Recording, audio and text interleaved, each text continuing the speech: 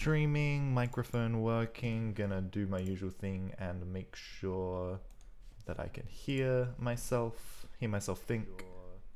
That I can hear myself. Beautiful, that is my lovely crispy microphone. Let me spam announce this to my Discord.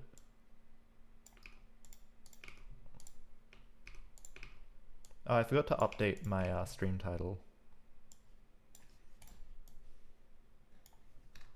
We'll just call it more Rust GameDev with Bevy.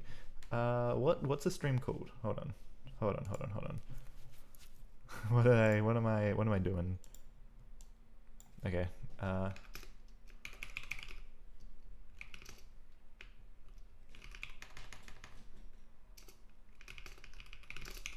Let's call it polishing and adding content. And then I need a crab emoji.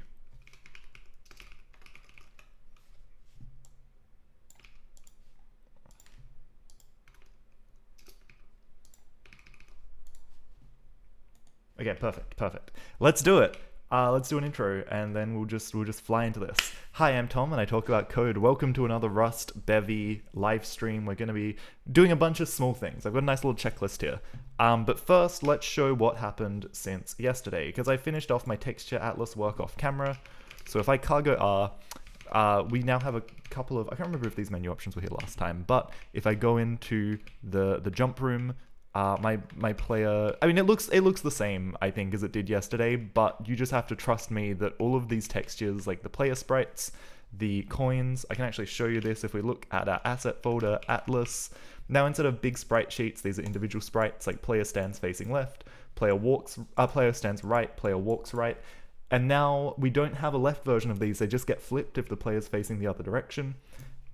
So let me just jump in and show that as well. I think it's in player behavior. No, it's in just player mod. Anim. This is a bit jank, but we'll talk about that.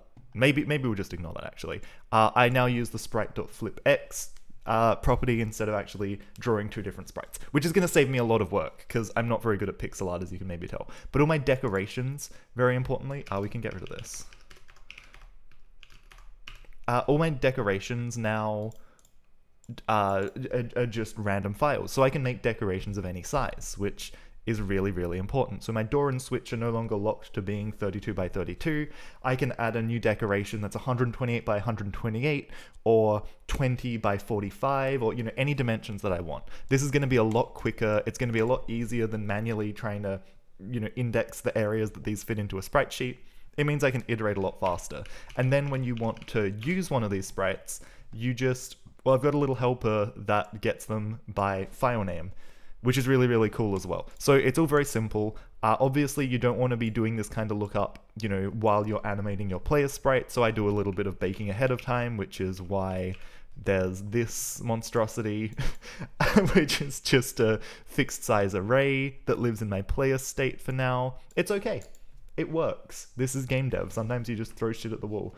I've got a chat message that I'm going to quickly pop out and read, and then we're going to start writing some code. And I lost it. That chat message is gone. Awesome. That looked like a really beautiful, heartfelt message. Iori-kun,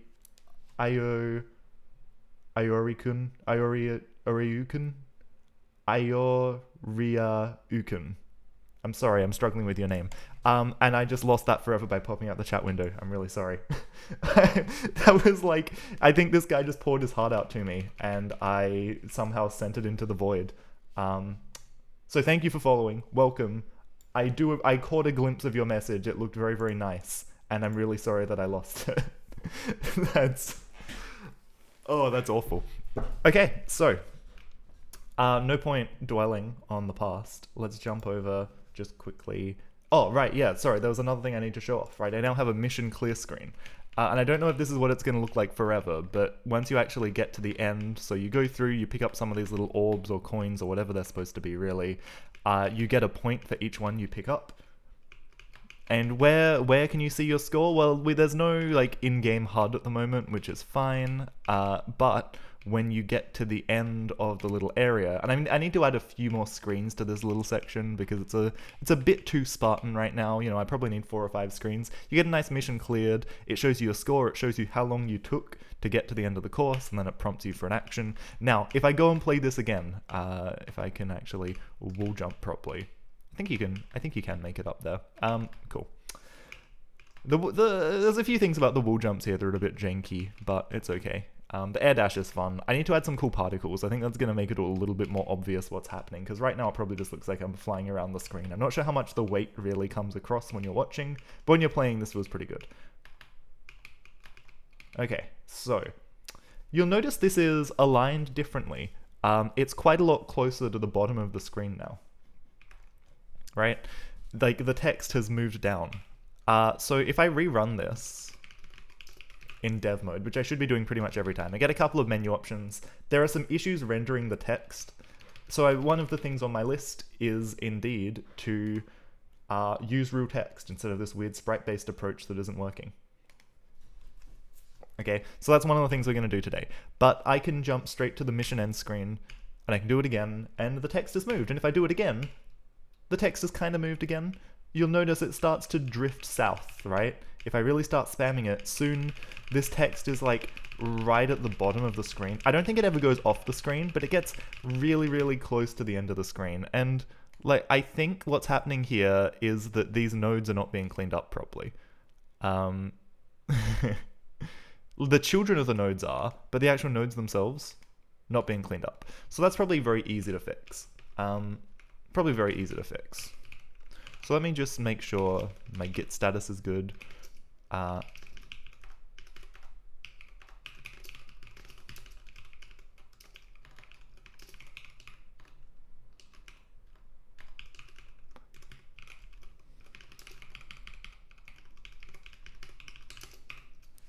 So we're still in our mission mode branch, which is good. Let's just go.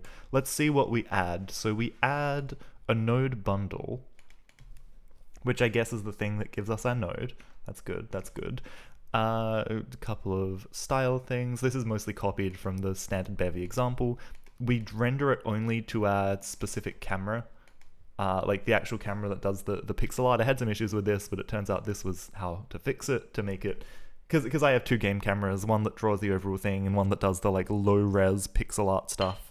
And it turns out you just need to force your UI to be bound to the low-res camera if you want it to look right. That's why I don't just use standard Bevy UI text for the main menu, but I'm going to start doing that in a second and it's going to look better. Okay, so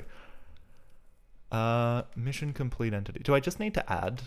I just haven't said that this is a mission complete entity. So I have different components that kind of tag when an entity, you know, what state an entity is part of.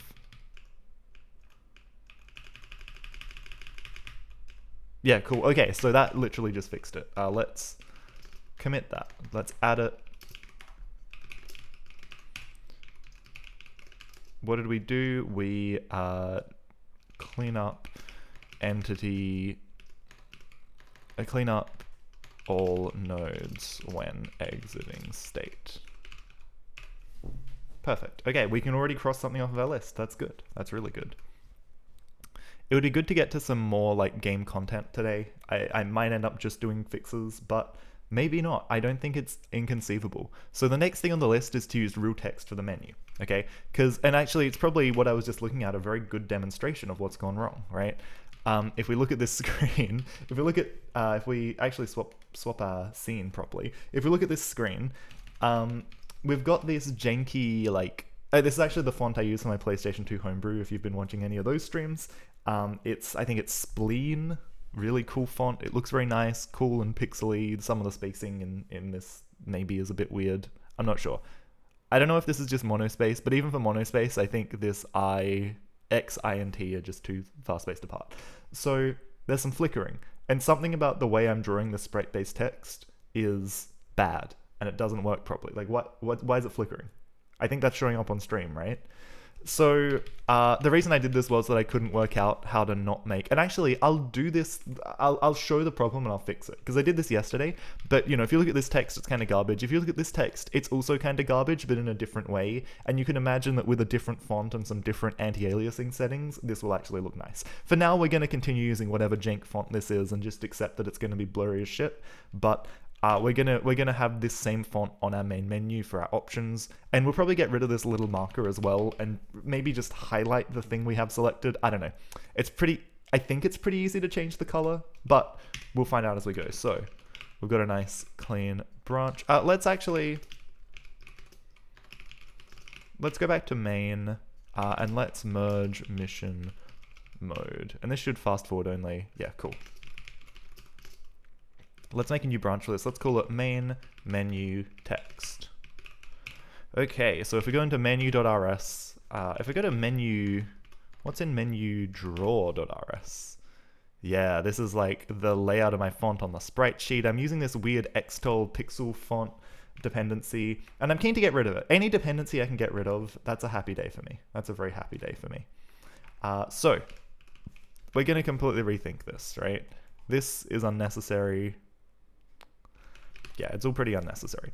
Main menu options resource. Yeah, okay. So, putting this in a resource is interesting. We'll roll with it for now. It's a little bit limiting maybe, but the idea is we have a list, a vector of actions. An action is a string and a function that we call, and it builds the actual menu dynamically. It kind of makes sense. It would be good for this to be a little bit more general maybe if we want to be able to pop up other kinds of menus, but maybe the main menu always just should be its own special little case. That's okay. That makes sense.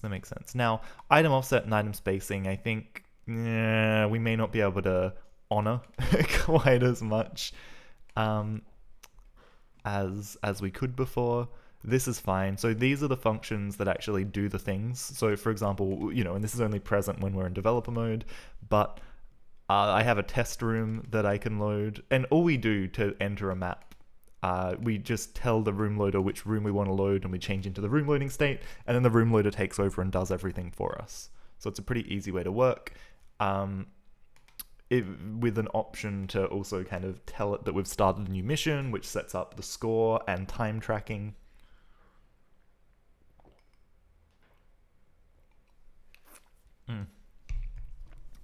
Cool.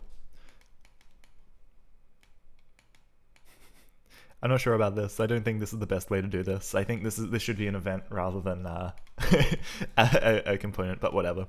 That's okay. And init main menu. Okay, so when we start the main menu, so what plugins do we have here? Hold on. What plugins do we have? On enter. Yeah, okay. So basically, everything we do in here, we want to now just do in here, right? Put it in init main menu.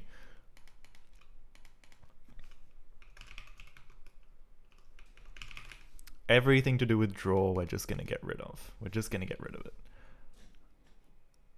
Update cursor, run if. Update cursor. Okay, well this is redundant. I'm running that system twice, which is kind of weird. Back to menu is also a bit weird. I think this works, but it's a bit dicey. Okay, so. I can clean this up too. Oh, I see so many things I want to clean up. I wrote this very early on, and now I want to do it all better. I want to do it all better. Okay. So let's go into main menu, init main menu, and we're gonna add a few more things here. So we're gonna spawn this sprite bundle for our background, which is good. Commands, spawn. Okay, now let's grab. Let's also grab. This is gonna need the resource that has all of the menu things in it. Where is that? Main menu options resource. And it's not going to be mutable.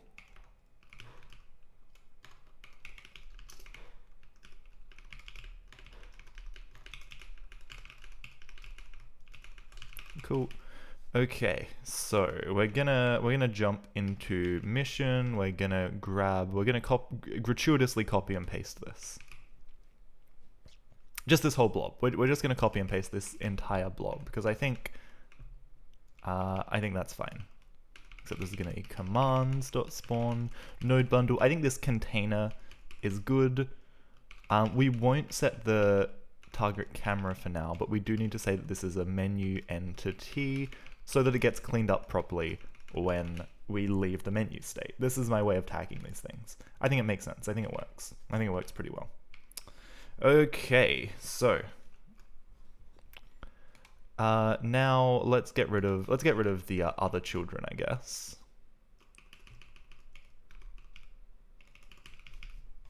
Is that everything cleaned up? Does that what's this? That doesn't belong to anything. But that needs to be there. Okay, perfect, perfect. So now we just need to do some kind of loop for name f blank in. So yeah, this is good. This is good for each name in menu options.actions. We probably want to borrow to do that. Yep. We want to spawn something with that label.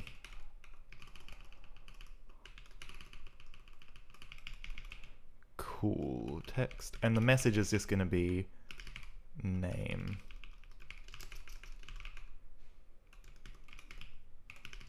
Is it like this? I think it's like this. I think it's like this. Cool, what happens if I try and make this? Mission complete entity, that's not right. Menu entity. Okay, this is good as well. Expected blank found mute app, that is good. Just need to put a semicolon, and now it's gonna build and run, and it's gonna be fine. Item offset is never read. Okay, yes. So this is perfect. This is exactly the issue I was running into before, right? See this tiny little text at the top of the screen in the black void? That's because I have two cameras. And let me draw this, I think. This is a good chance, whoops, to get in and draw some stuff, okay? So, page 2, new page, new man. So this is my game window. It's actually much more of a square than this, right? It's 4 by 3. It's 320 by 240. This is my chunky pixel art screen, right? Look at the size of those pixels. Oof. You know, nice chunky pixels. It's beautiful. But of course, my monitor is, you know, 1080p, right? So how do we do this? Well, I have one game camera. Let's draw a nice little, oh no, I'm gonna do art, look out. Let's draw a little camera, right? Let's say it's kind of like this. Let's just do a little blob, right? A camera that kind of, hold on, let me get a better color here. A camera that kind of, you know, looks at a world this size. And it renders that to a second, well, it renders that to a canvas, and then there's a camera that just basically draws that canvas, but looks at a world that's, you know, the size of the window, right? And it gets kind of mapped over here with wonderful chunky black bars to preserve my pixel aspect ratio, if that makes sense. So the problem is when I do UI, by default, it gets drawn onto this screen to this camera, which is not correct, because then you end up with text that just floats up in the void. And that's kind of bad. So I need to tell it that it has to draw on this camera. I need to tell it UI should go here. And that's what we've got to do. And it turns out that's really easy. It's hard to find in the docs. And it's hard to find in the docs partly because it only just changed in Godot 13.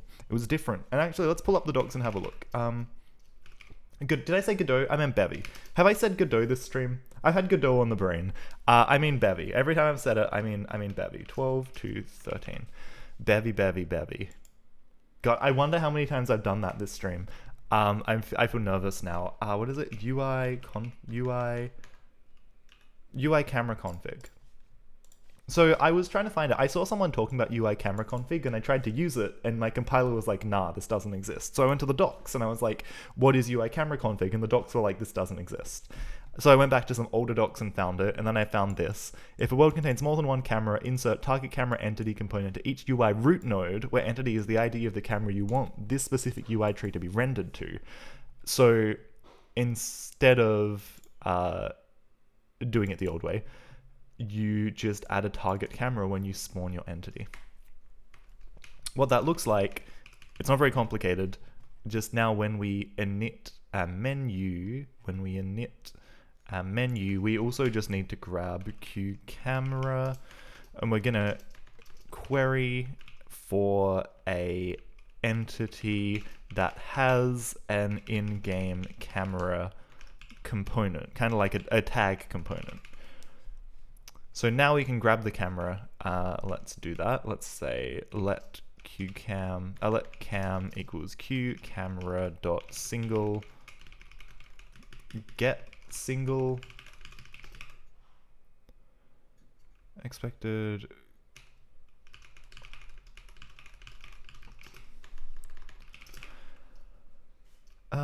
in-game camera is not found. That's okay.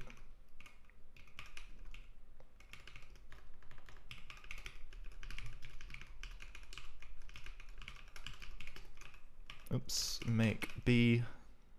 Excellent, yeah, cool. So that's all good. In-game camera, it's unused, but that's fine. And now all we do is we say cam. We target this camera. Now when we cargo run, hopefully, yeah, we see the text beautifully aligned exactly where I wanted it. So there's some more work to do here. Okay, there's some more work to do. But that's okay. It's okay. So align items. We need to set some kind of like padding or margin or something in the container.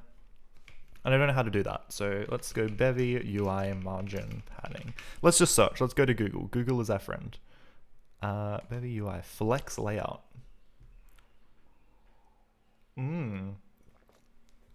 Whoa.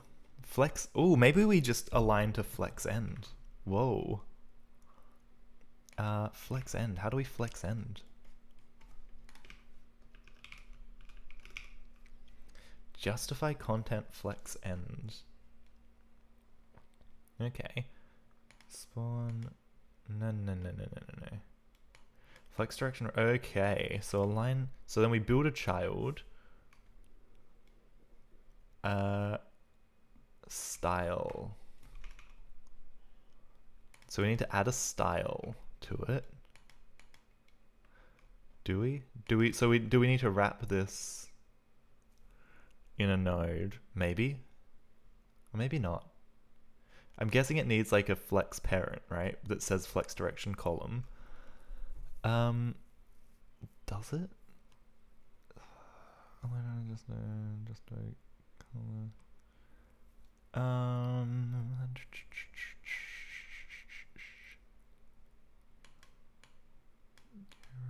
Margin style. Does a text bundle? Hold on. Okay, I need to look at what text bundle has. Bevy text bundle. Text bundle and Bevy prelude.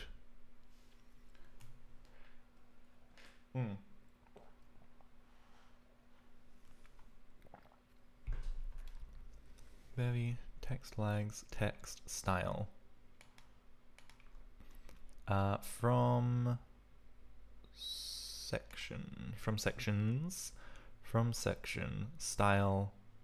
What's the difference in a text style and a style? A text style is just a font size and a color. I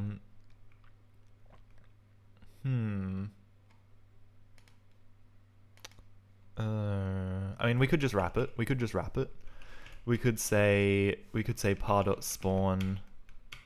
We could say par.spawn node bundle dot with children I will just add an extra letter because it's an extra layer deep. And then we spawn text bundle. Well, but this also needs to then be, it doesn't need to be, but we'll make it. We'll make it.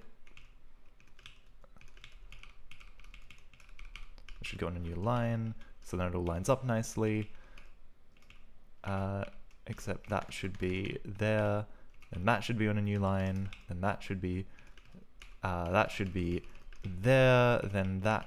We have a formatter that could take care of this for us, but there is something, you know, cathartic about perfectly aligning all of your stuff by hand. We're just going to also make this a menu entity. It's better to tag everything just to be safe. There is despawn recursive, but I like to just really be sure, you know. I like to know that everything's going to get cleaned up, because if it doesn't, it's really subtle and it's hard to find out what's happened.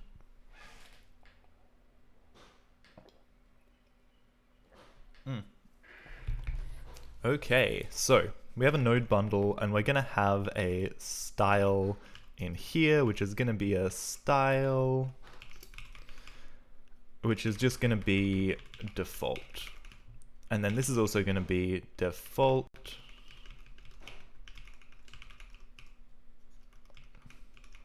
Menu entity. Beautiful. And now we're going to have from section.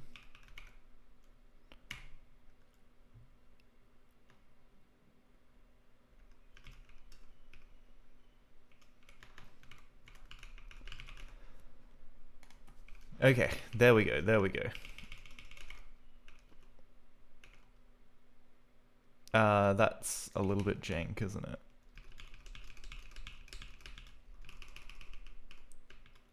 Okay, from section, so then this goes and this goes. This is fine. This is fine. What is this? Yep. Okay, cool. That was a lot of typing to get here, but now we've done exactly the same thing. However, now we have an extra place where we can fiddle with the style of each element. Let's try it. Let's just see what happens when I do this, okay? So we've got this style. Let's say justify content. I think it's justify content, style, justify items? Justify, let's say hold on. Maybe I don't, hold on, let me undo all that real quick. Maybe I should have git stashed that, but I can tell this was the wrong way to do it. Let's say justify items, and then we'll say justify items and build this. And now nothing changed. Shit. Justify items. We need to really put a mark here. Individual item is aligned by default within the space they're given. Justify content. So, okay. For Flexbox containers, this property has no effect. I should learn to read. Justify content.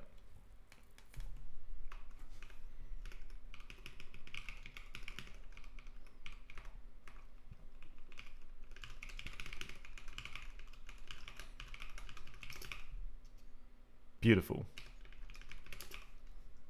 Okay, now they get beautifully aligned at the bottom, which is also not really what I want. Maybe I do just need to say center.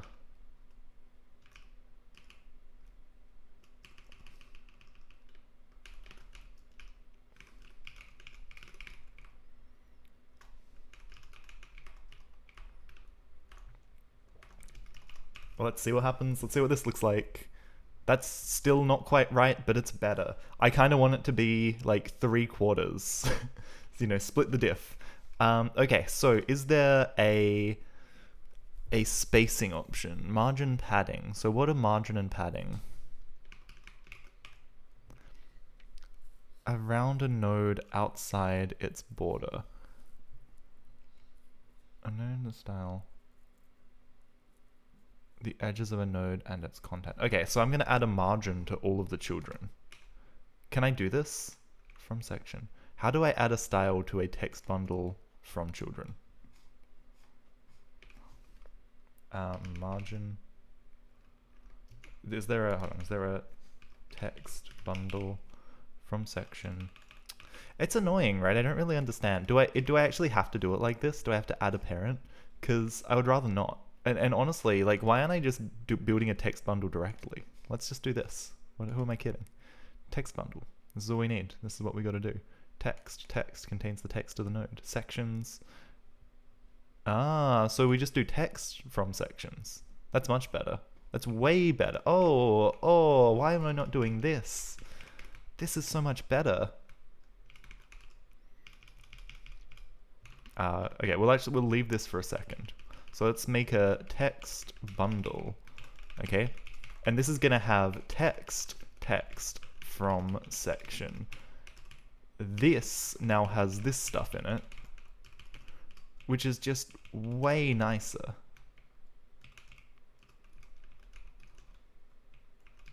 Gosh, the tab alignment, it's really trying to keep up here, and it's really, really struggling. Okay, this is so much. What if I make this? Mismatch closing delimiters. Open. Ah, something is open that should not be. That should not be open. Yes, now this just needs a default.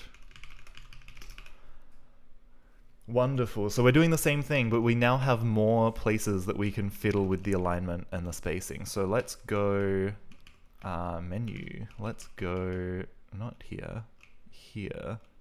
Now we should be able to add a style.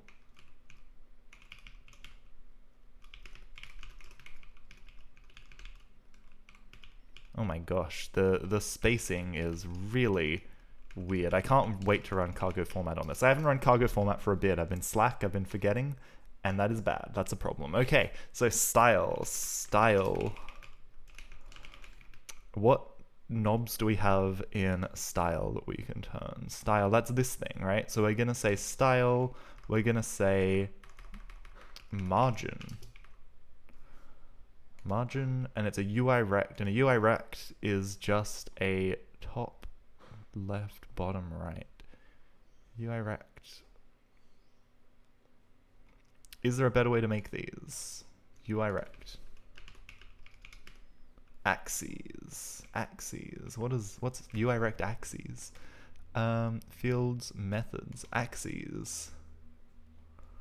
Left and right take the value of horizontal. Okay, that's not. Is it? No, that's not what I want.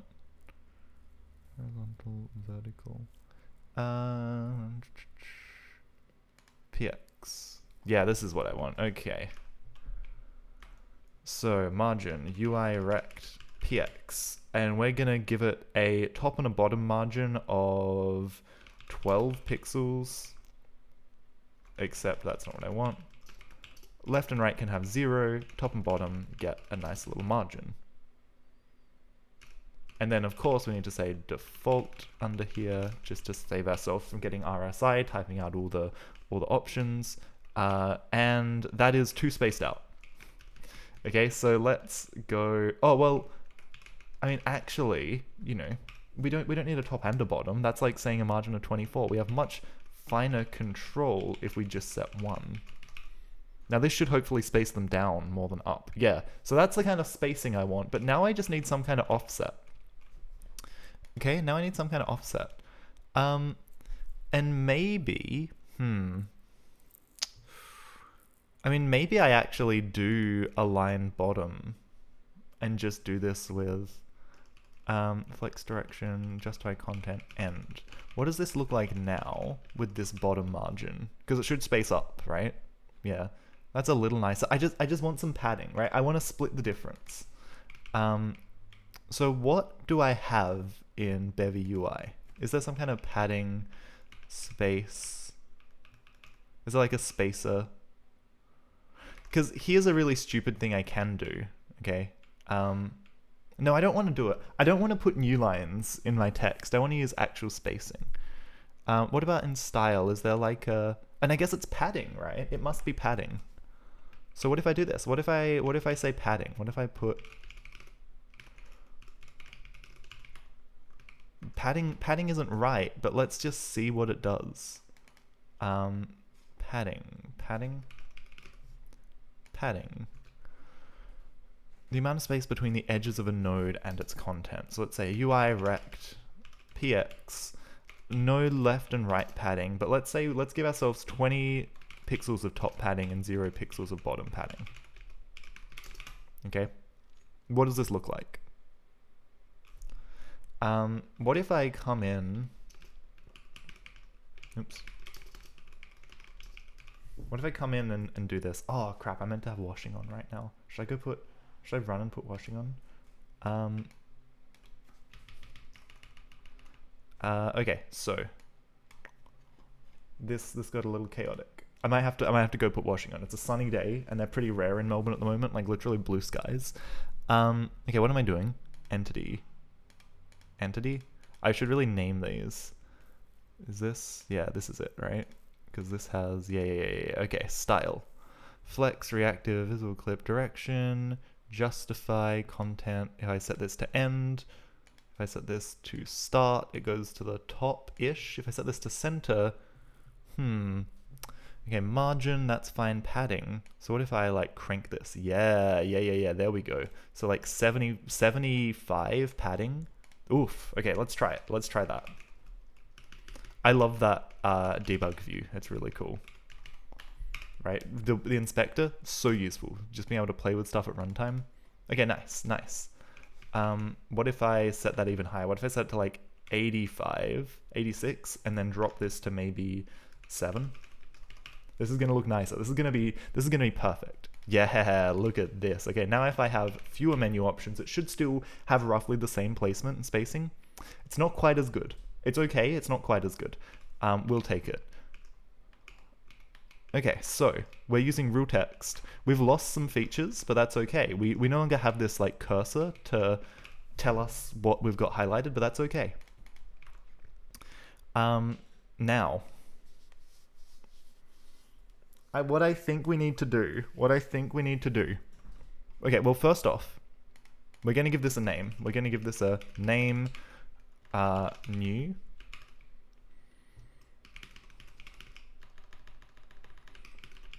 We're going to call this menu container. This is so that in the actual debugger we can see what's going on. And we'll give this a name format.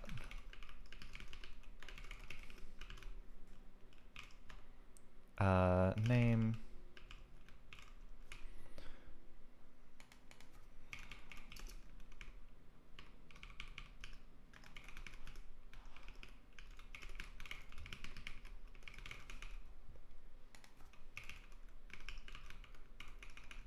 Right, we want to be able to see what index it is as well.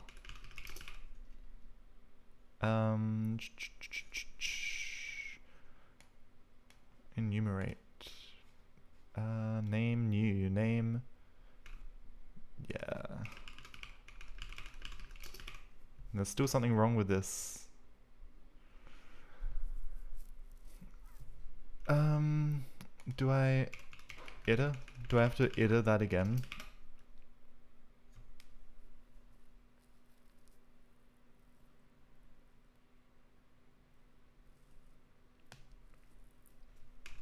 Do I get rid of this? What if I need to actually read this error, but okay.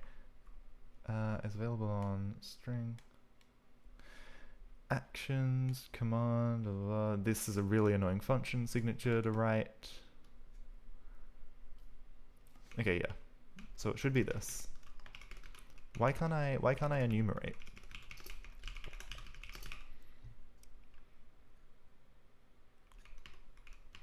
Oh. It's because I have a reference. Sorry, my mistake. There we go. Okay. I'm never sure if I should put that reference in. Oops. What's nice is now that if I look at this, I'm going to actually see everything nicely. So it says menu container, right? This is the menu stuff. If I look at the children, they're named with a nice offset, right? So I see it's a menu option, it has this name, it has this index. That's really nice for a debug view. I'm going to add another component. I'm going to do this real quick, and then I am going to run. And I'm going to put washing on. But I'll just pause the stream while I do it. It won't take me very long. Debug. Okay, we're going to pub struct. Wait, what time is it? That's okay. Okay, we're fine.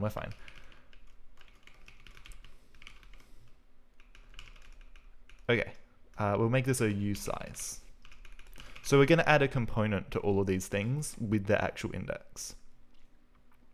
Okay, so text bundle, menu entity, and it will get the index. Cool, that builds. Now, when we select something, we're also going to have options. We're going to have the menu options. We're going to have query. Wait, hold on. Do I need this? Yes, I do need this. We're going to have the text. Hold on. Sorry, it's getting harder to say this out loud. We're going to have the text component. This is a component, right? No, wait, hold on. Where's the color? Text style.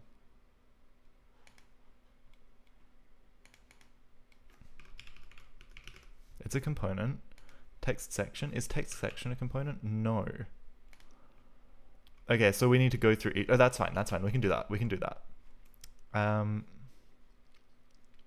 So this actually isn't what we want. We want to say function main menu highlight selection. All we need is the menu options resource. We need this.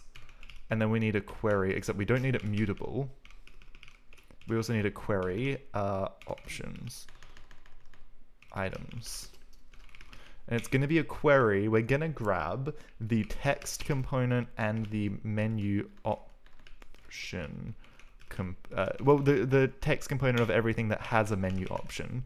But we're going to look and see if the index, because this menu option has an index associated with it, we're going to see if it matches up with the thing that we have selected, which we track in as resource, which may not be ideal, but that's okay.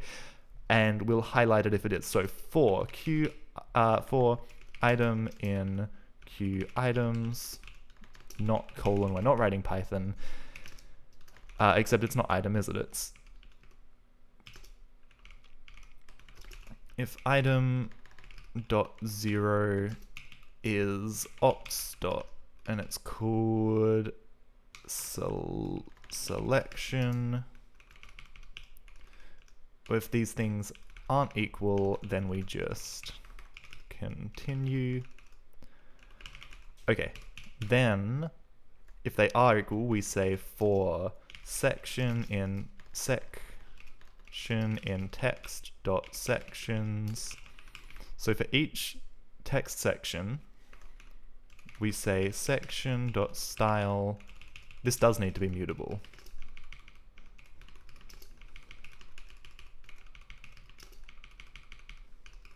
Because we're going to change the style. Style dot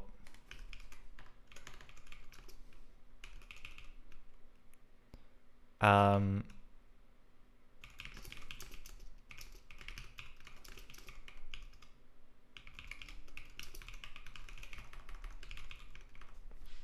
we want to do it like this. I'd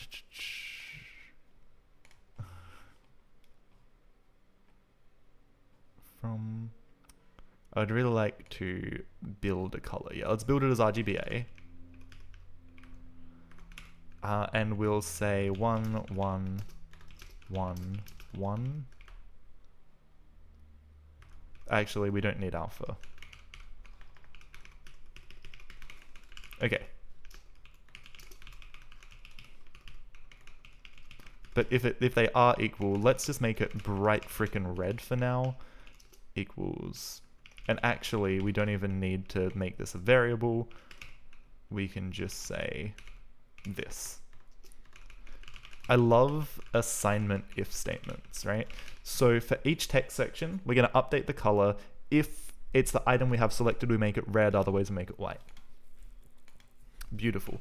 Now let's go in every update, if we're in the main menu state, we want to main menu highlight selection. And let's see what compiler errors we get. Main highlight. What else? What's going wrong here? Item 0. Oops. That makes sense. I had a little artifact there. Ops. Okay, cannot assign. It needs to be a mutable loop. That's all good. I like that it has to be explicit. Okay, apparently this does not need to be mutable.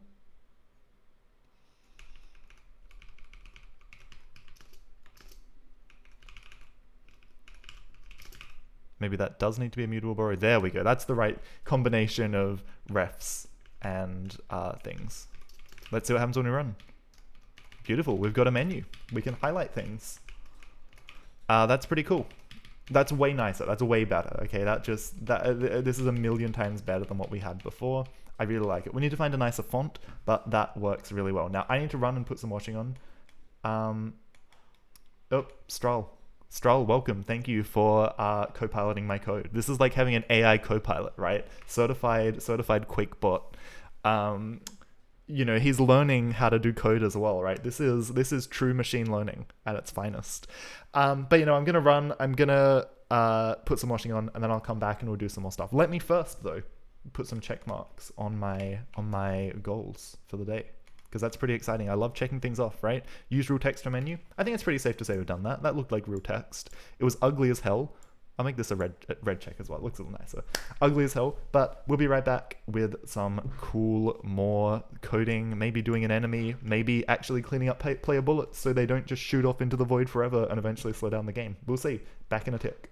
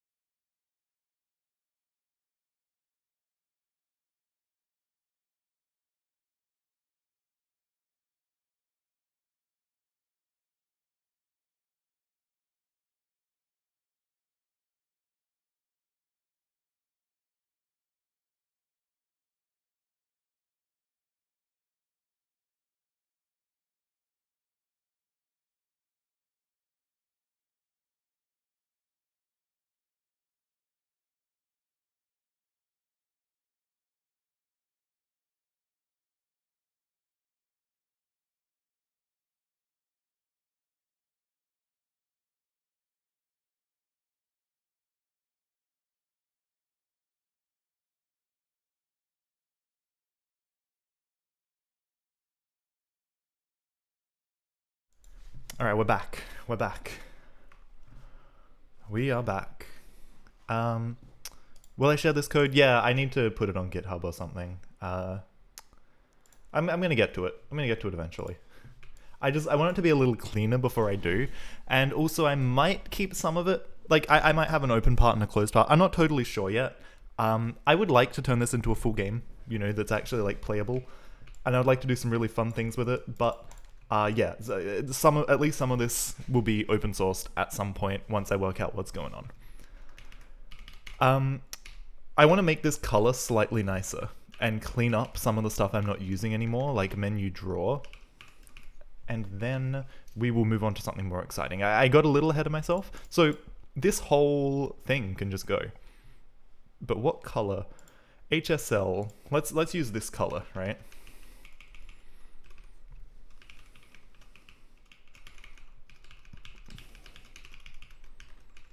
Wait, is that? Yeah, so that should be a nicer color. Nice bit of HSL. Yeah, sure, that's fine, that's fine. Wrong item, wrong command. Okay, so this whole thing can just go. I mean, let's just delete the file actually.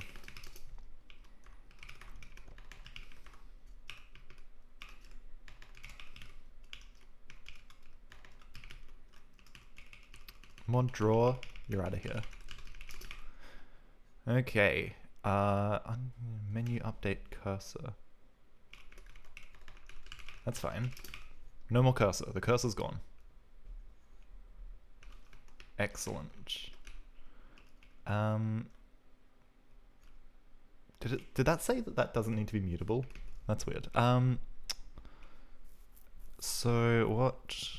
So this is gone, and this is gone, and this is gone. It's a little more hard-coded. It's a little less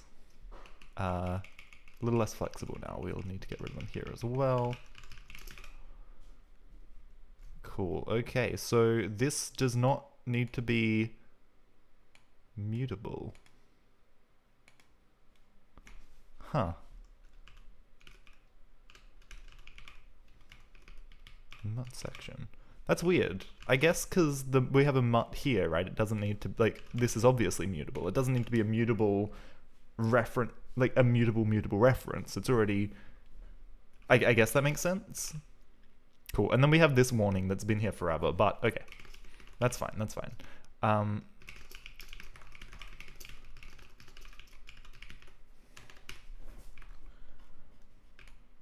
Okay, so what did we do?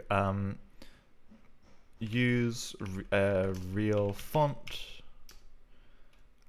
and, well, use a real font with Bevy.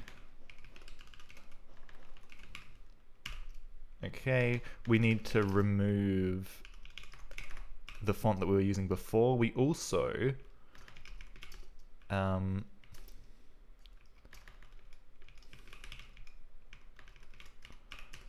what have we got? What's this called? Xtol pixel font. Cargo remove Xtol.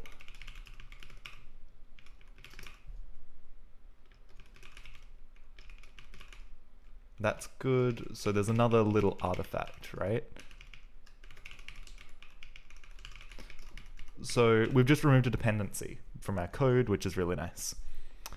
That's what you want. That's what you really want to do, right? I've kept this very, apart from Bevy, which is a freaking monster dependency anyway, I've kept this pretty dependency free, which is good. And it all feels good. It all still works. It just, I don't know. It's nice when you have something at a point where you enjoy just opening it up and jumping around. It's pretty cool. It's pretty cool. I think I've done pretty well with this.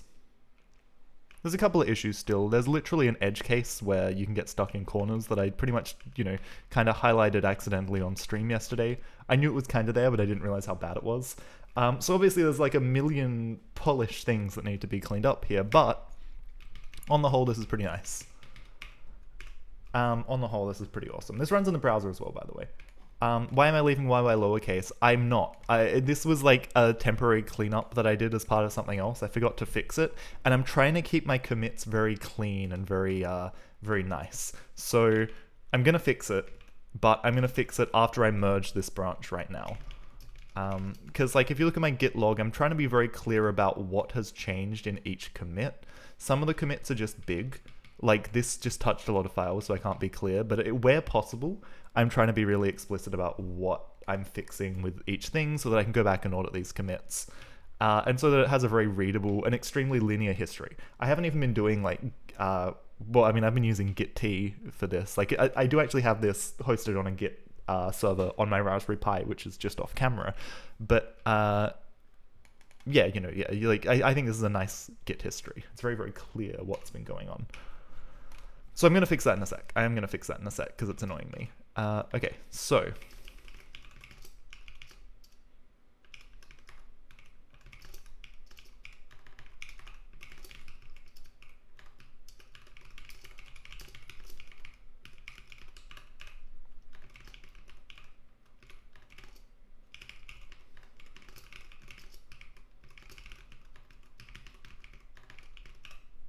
Awesome. All right, let's fix it. Let's fix it because it's bugging me. But it's not, I don't just want to make them uppercase either. It's in behavior, right? Yeah, okay. So, because this is a constant, let's do this properly. And let's call it const player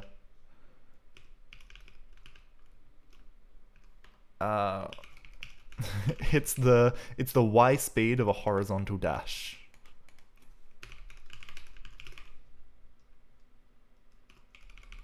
So, oops, player h speed, h dash y speed.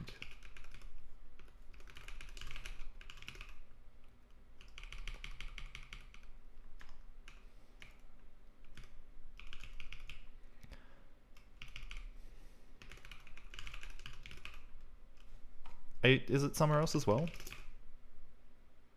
Yeah, there's one more. The reason I did this, I was just playing around. I used to have a variable y speed that depended on your current, like your current y speed. So if you were going up more, you would dash more up and less horizontally. And if you were moving down, you would kind of dash to the side and down, which was cool. But it felt kind of garbage and hard to predict. So now we have a nice clean build. I'm also going to do another thing that I really hate that's really bad for your git commit history, but we'll add this first.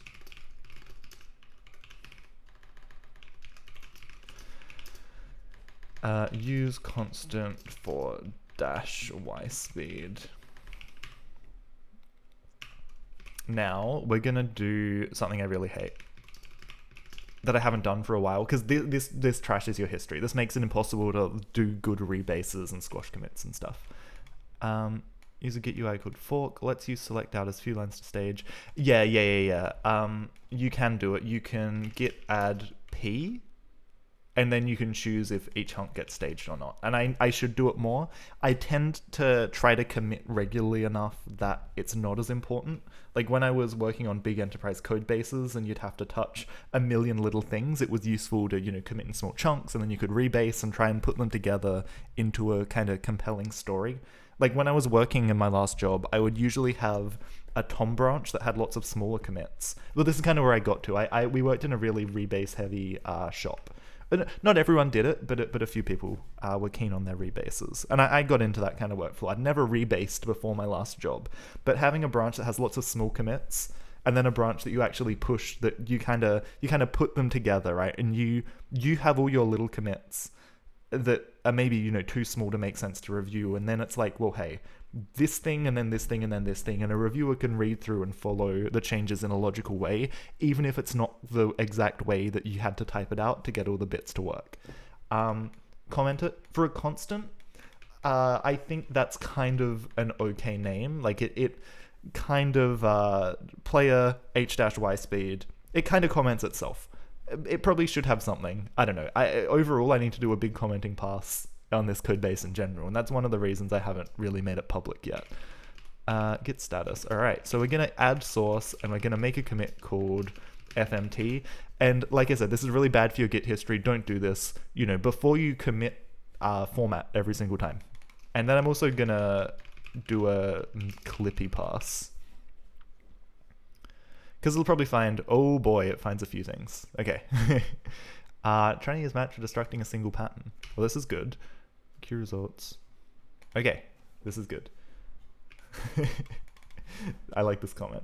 No, it's more about just the code looking clean. Like if you have lots of comments, it can actually, in some cases, in my opinion, make your code harder to read.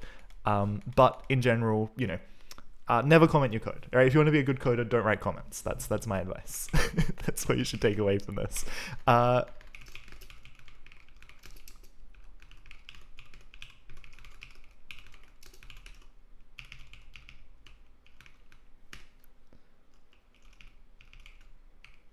Okay, that's not the button I wanted to press. So then I can use that with a format pass. And it's going to clean up the indenting for me, which is nice. Okay, so that's good. I really don't like that it's aliased make to cargo here. Spawn 25. What's the problem here? The following explicit lifetimes could be elided. Elided? I don't know what this means.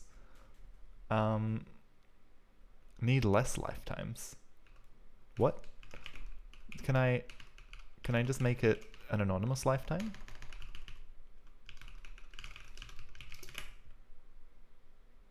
Ooh, that's interesting. That's very interesting. Does it still have a problem with this? No. Okay, now too many arguments. We know what to do about this.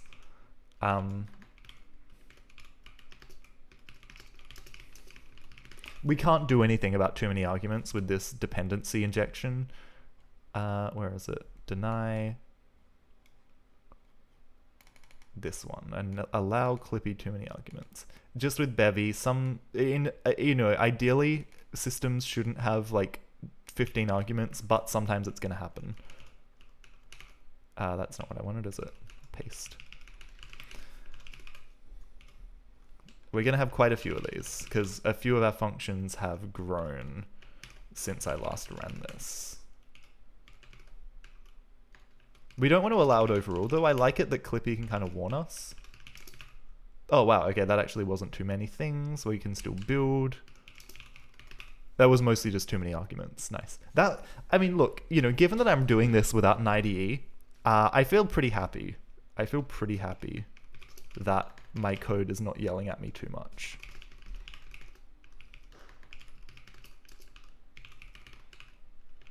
Yeah. Okay.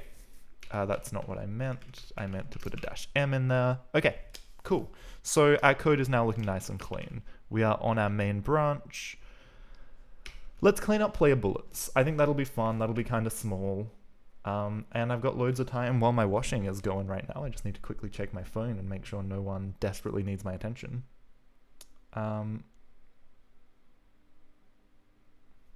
Okay, nice. Just got to check all my cool hinge matches, right? You're fighting them off with a stick. People are lining up. All kinds of people, all kinds of exciting people. Okay, player bullets. We're not going to do this in a branch because it should be pretty easy. Player. Oh yeah, there's not actually like a player bullet type, right? The player bullet just kind of implicitly exists as a combination of other things. All it is a damage area, a thing that damages enemy types when it hits them, a collider, and a velocity, and a thing that says to just move every frame, which actually maybe isn't required even. What does line mover do? Line mover...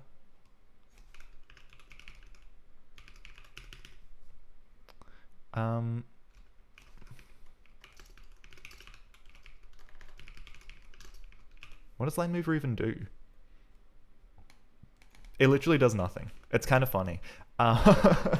Because originally the line mover actually applied the velocity, but then I decided that everything with a velocity should just move by that amount every frame. Like the velocity should do the moving. Anything with a velocity component should implicitly move. So line mover is kind of pointless. And that's funny. That's very funny to me. But maybe being explicit that, maybe this is useful for tagging purposes. Maybe it's useful to say this thing should move. I don't know. We'll leave it there for now. We won't clean this up right now. But the thing we really need is some kind of component that's going to say clean up out of bounds, maybe. And we'll just kind of say that if it's like less than -100 and more than 1,000 in either direction, or maybe 2,000 or something in either direction, it just gets deleted. And, no room should be bigger than that. Maybe 3,000, right? Just have some like really big number, and it'll get cleaned up. So this can go in entity. Oh yeah, the other thing we need is a detector. Enemy. How do I set up my detectors? Yeah, this one. A detector is a thing that just collides with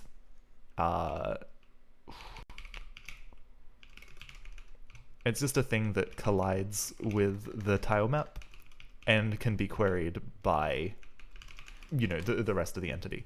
And this is just going to have an offset of 0, 0. So if the middle of the bullet hits a tile, that bullet dies. So we're going to have detectors, clean up out of bounds. And then I guess it also needs a... maybe clean up on hit. On tile hit. Let's just add these two types, okay? This is gonna quietly depend on detectors. The detector thing is a little bit of a hack, but actually, maybe it just needs like an index as well. Let's do this, okay.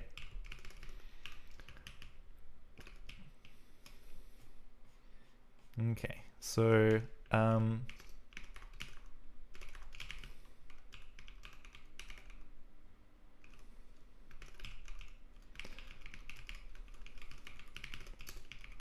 these are going to be components.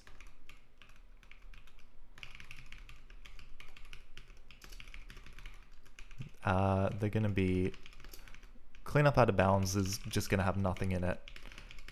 Clean up on tile hit is going to have a number with it. And this does need a comment. On tile hit... removes the current entity, when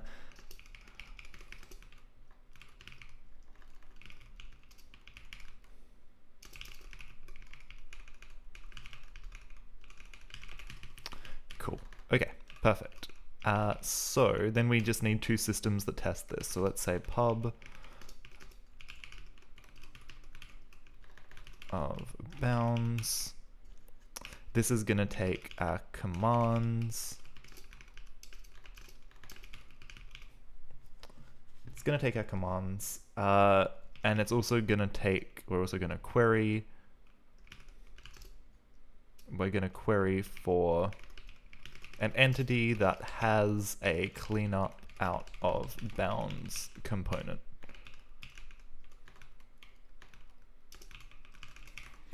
Cool, so for qents, for ID in qents.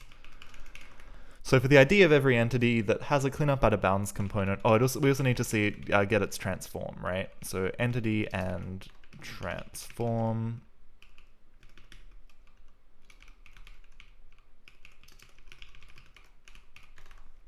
And this needs a reference in front of it. So if transform translation x is less than negative 400 or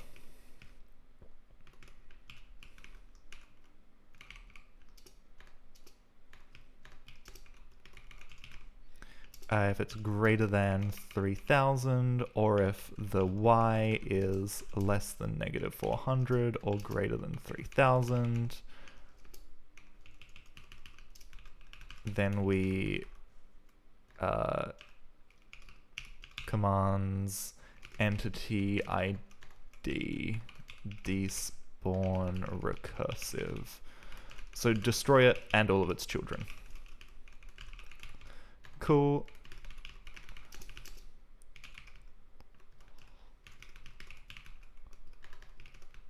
And then we're gonna do the same thing. It's gonna be very, very similar for cleanup on tile hit, but it's gonna have a slightly different query. We don't care. Well, we actually need to get the query for the cleanup on tile hit component as well. So we need detectors and we need a cleanup on tile hit.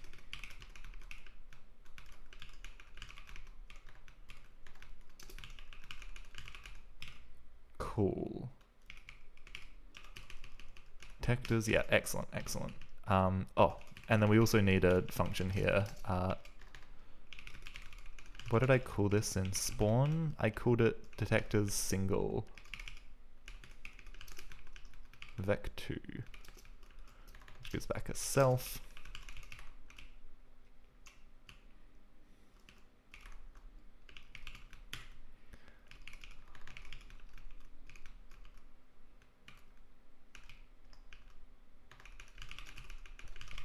Cool.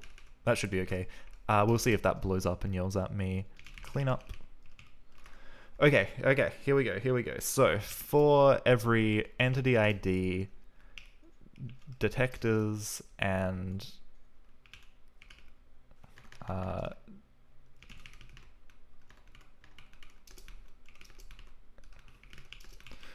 so for every entity, if ds get cleanup, so if the, oh dear, if the detector we're targeting hold on, we want to map this into a bool eventually. So we get an option of, what is it? Of a detector. So get index. This gives us an option detector, and a detector is an offset and an active. So we want to map this. We want to take the detector we get, and we want to say detector.active, and then we want to say okay, or is it okay, or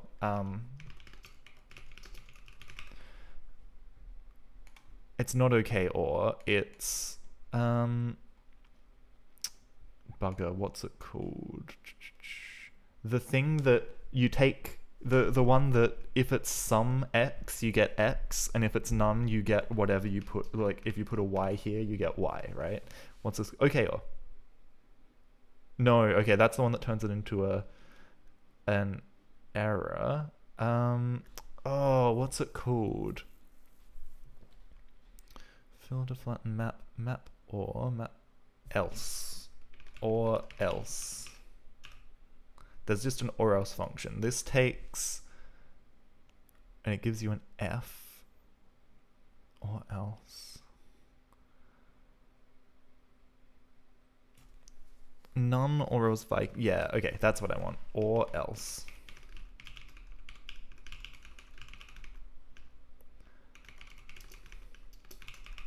So if the detector's active, or always false if the detector is an invalid index, then commands entity ID despawn recursive.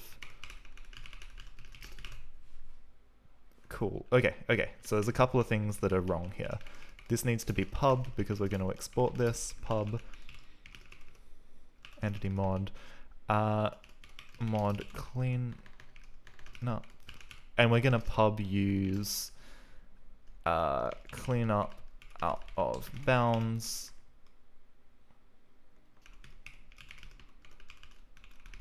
and clean up on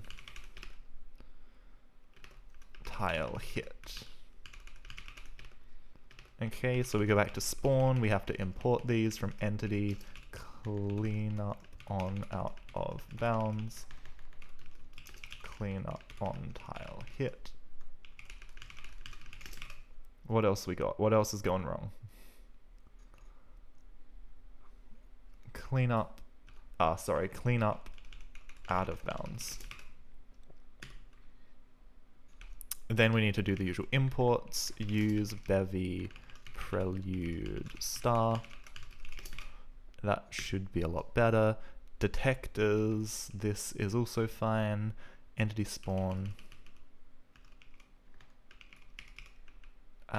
Yep, that's okay. Entity mod. We also need to import detectors. Detectors. We also need to import that here, so we say use create entity detectors. That's okay, we don't need to import detector singular as well.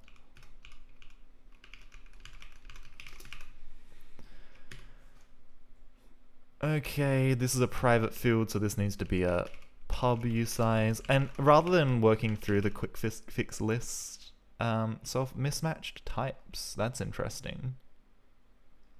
That's very interesting. Let's see what's going on. Detector found a vec2. Oh, right, yeah.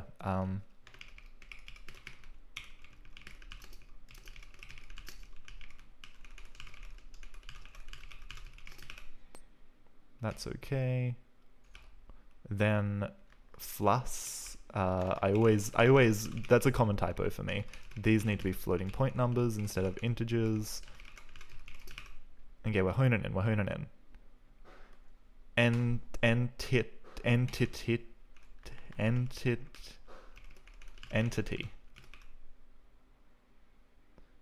Detector.active is false. There is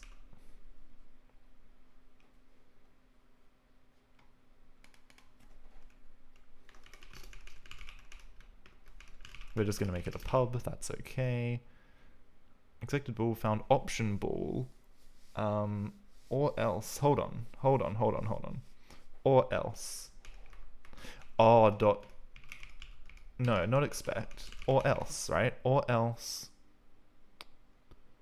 What's there's a version of or else that unwraps it as well, right? That just gives us back a T. Or.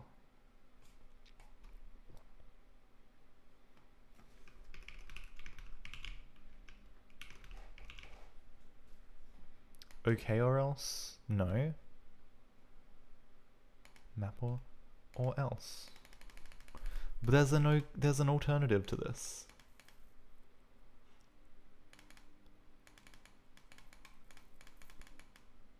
Unwrap or else. That's what I want. There we go. This turns it into a ball.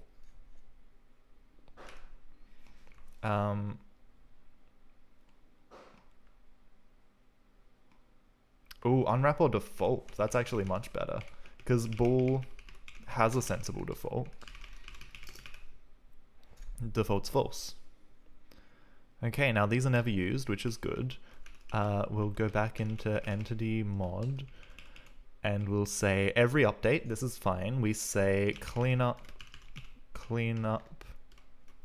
out of bounds and clean up on tile hit.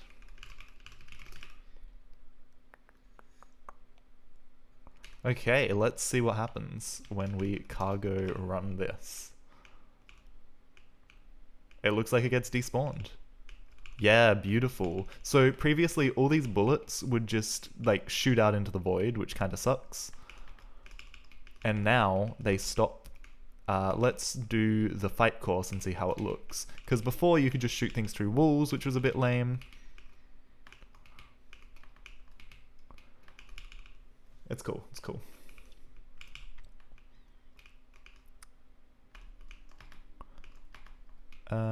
Okay.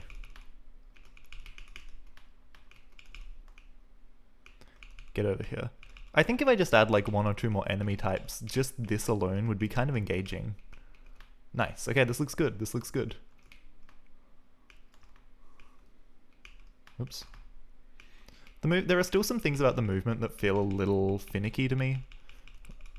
Like it's a little bit hard to line up the end of your dash with a platform, and I think that kind of sucks. It would be cool if you could like land on things more precisely. I've got a thought about how to make that better.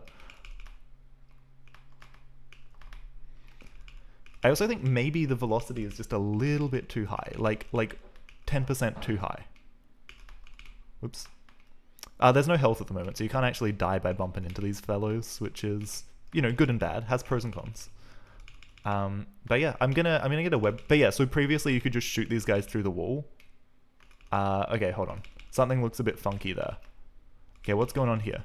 Why do they only die when they hit the right edge of the wall? That doesn't look right. That doesn't look right.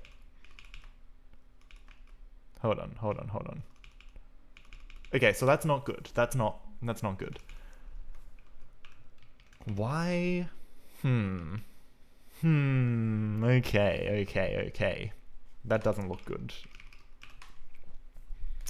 See, for this, It's fine. These are our feet. These are our detectors. This is good. But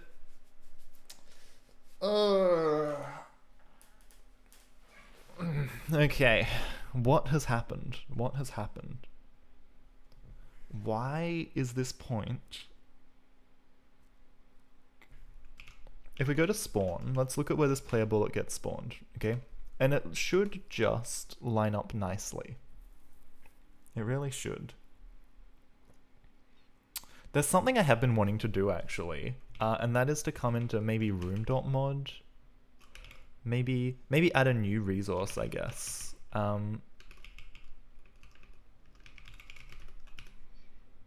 Cause apply movement. Let's make a new resource, okay?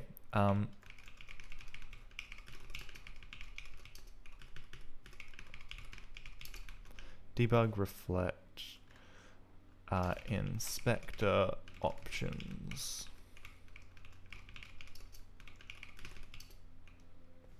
Reflect, sorry, resource inspector options. Let's call it pub struct.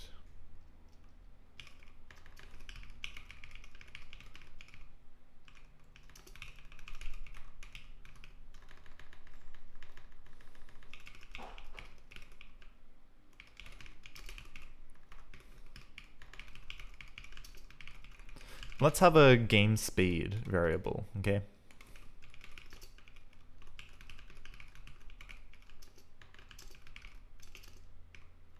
I think the default is like 54 or something.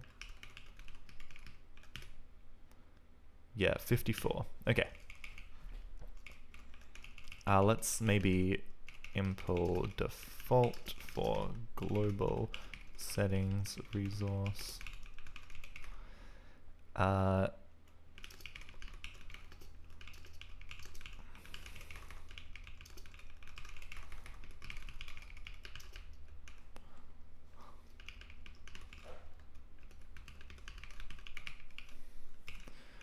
Cool.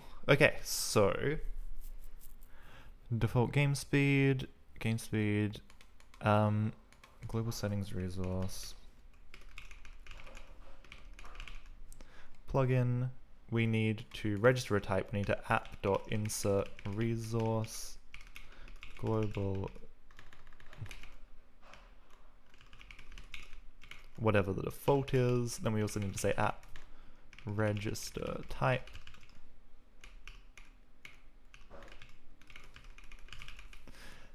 Okay. So, and then now when we just go into apply movement, we're also gonna grab a resource in addition to the time. We're gonna grab what's it called? Global.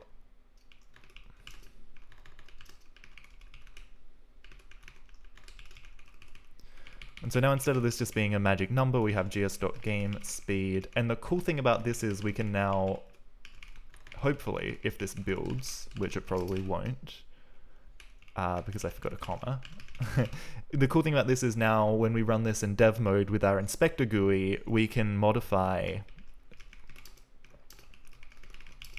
the game speed just from this inspector GUI, which, you know, feels pretty cool.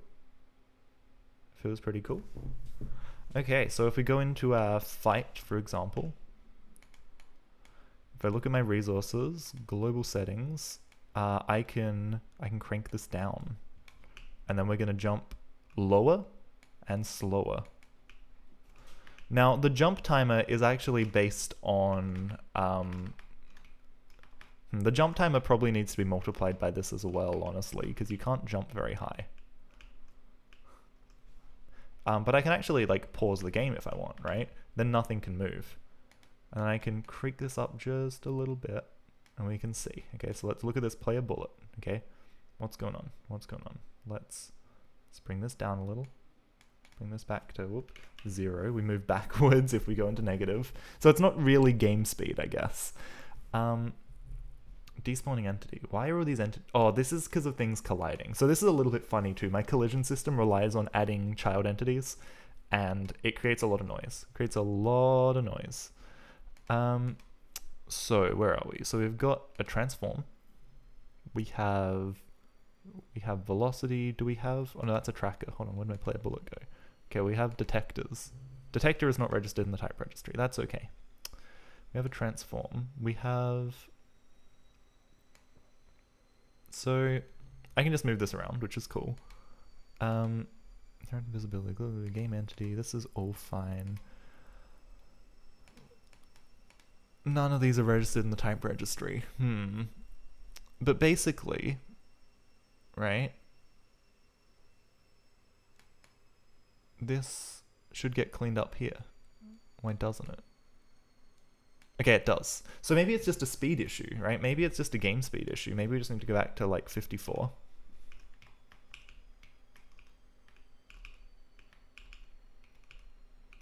Maybe the game is just going too fast. Maybe they move so fast that they don't get cleaned up until... Actually, I haven't scheduled these at all, right? So if we go back to entity, these just run in any order. And maybe this needs to be like after. So where's a good example of some ordering? Run if, blah, blah, blah. Where's a good example? Character has login set dot after. Okay. So cleanup out of bounds dot after. Well, that one doesn't matter, but after.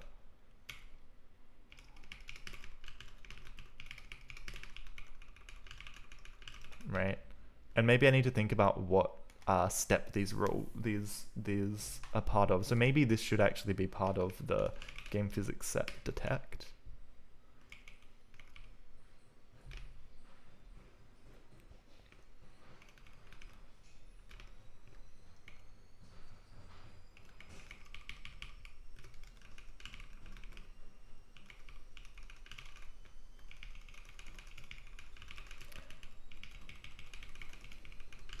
And then cleanup is maybe game cleanup step. Yeah, okay.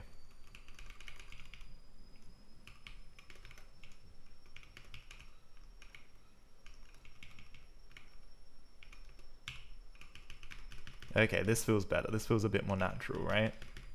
I'm using the stuff that I've already built to make this work. So there's no run after, that's fine. Collide with character. Now this should also be in our detect step, in our detect set. Okay, does this look good?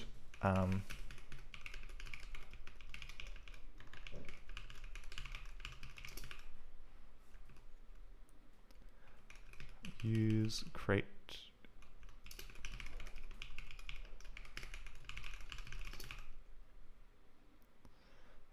Game cleanup set. Where does game cleanup set come from?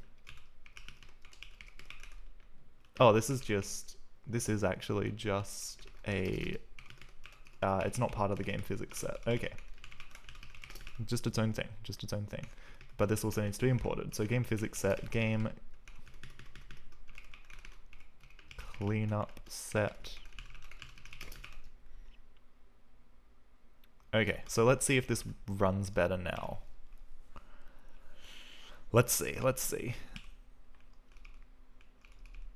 That looks more consistent. It looks like it's more consistently hitting the things when I expect it to. Right?